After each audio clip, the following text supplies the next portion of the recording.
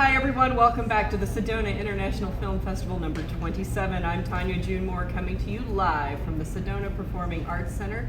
Special thanks to all of our sponsors. There are way too many for us to list, but we love you guys. Please check it out in the magazine who has sponsored this incredible festival this year. And wow, what a powerful film that we're getting ready to introduce to you. Please introduce yourselves and your film. I'm Peter Hutchinson. I'm a director, producer of the film.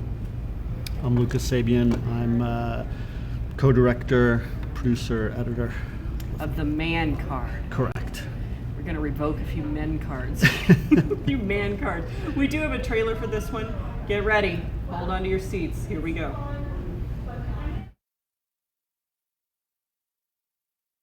This is a nation of laws, and as Abraham Lincoln has said, no one is above the law, no one is below the law, and we're going to enforce the law, and Americans should remember that if we're going to have law and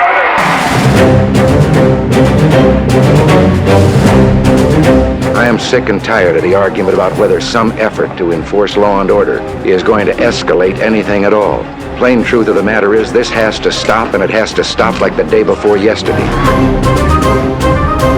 Put 100,000 new police officers on the streets of American cities.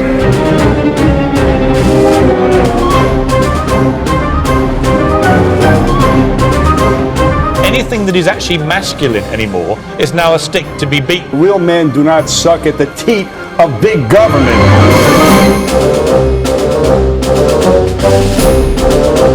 The left has culturally tried to feminize this country in a way that is disgusting. I'm gonna bomb the shit out of them. Bye. Go home to mommy.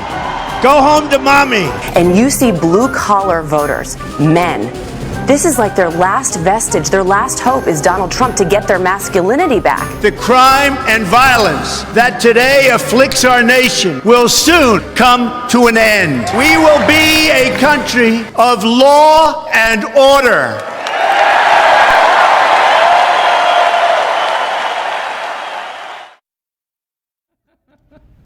Oh my goodness, so many discoveries. I mean, how much backlash have you gotten for this so far? Well, this is actually our premiere, so... Okay, so you haven't gotten any here. Okay, that's good. I mean, it is about toxic masculinity. Certainly. I mean, I would say the film really is a collaboration between Jackson Katz and ourselves, and so it's kind of based on his work. He's written several books on masculinity, and he'd always wanted to do a film that traces the last kind of 5 decades of mostly about the Republican Party, but also the Democratic Party, and how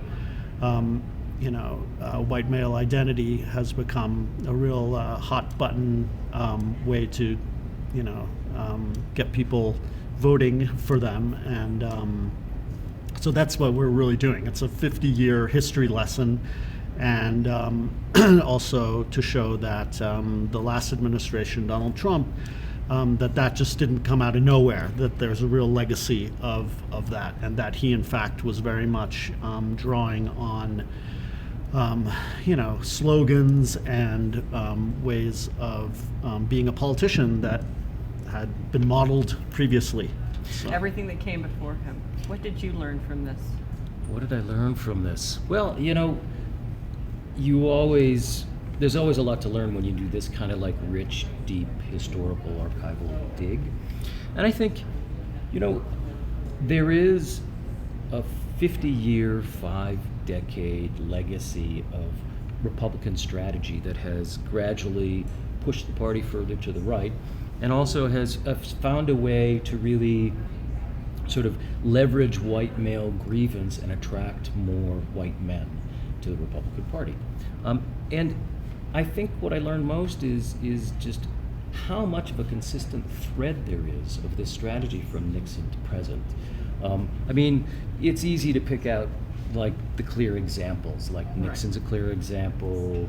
In the trailer you see a lot of really great examples. Remember Bush, who was always working on his ranch, Reagan on the horse, which when you go back and you really research it and you see how all these photo ops were created. I mean, they dressed him up like a cowboy and they stuck him on a horse.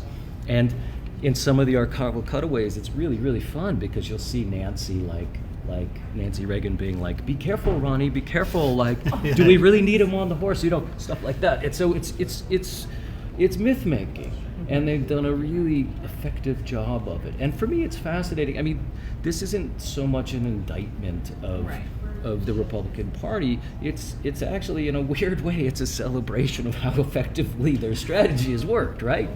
With Trump being the culmination of this 50-year span. And I think that was a fascinating thing for me for I think both of us to dig into and learn about. Yeah, going through old campaign ads, was really eye-opening, how similar they were.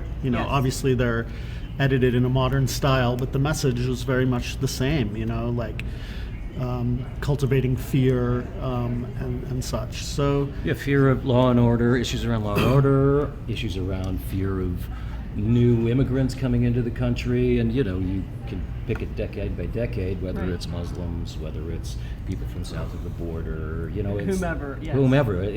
You realize it doesn't matter who the immigrant is. There's, you're going to find another one each sort of era to demonize or churn up some fear around. Absolutely. So is it screened here yet? It did, but we were not at that screening because it was on Monday. So we got here on Wednesday. So we're very excited to. When's your next screening? It's tonight at 7:30. Do you know what theater? Harkins 2. So tonight at 7 p.m. at Harkins Theater 2, get your ticket. This will at least lay out where we have come from and where we are today, and then maybe even lay out some solutions for a different path, I think. I think so. Yeah, that's a big piece of the film. And I felt, I did get through most of it, and that's what I felt at the end, was like, we're shining a light on something.